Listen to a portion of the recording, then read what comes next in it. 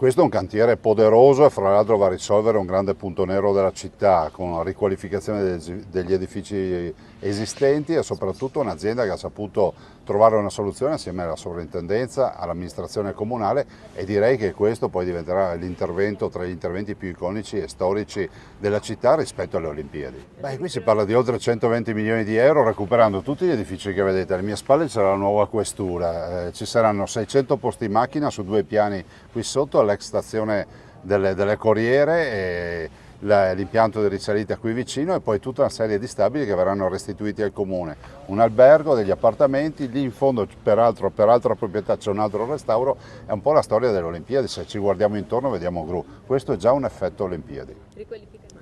Presidente, lei è passato per Cancia di Borca di Cadore stamattina, cosa ha visto? Ma guardi, io le dico che noi siamo in apprensione per questa vicenda di Cancia, della frana di Borca.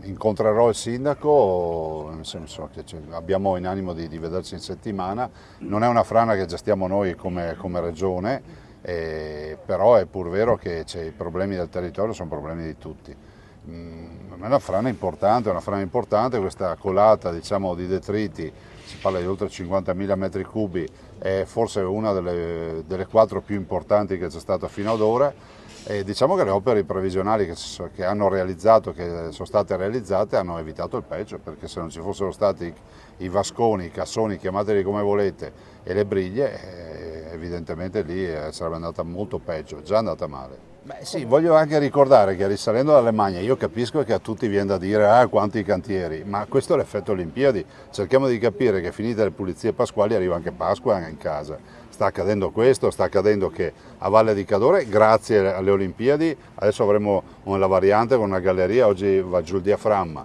abbiamo poi a San Vito lavori, abbiamo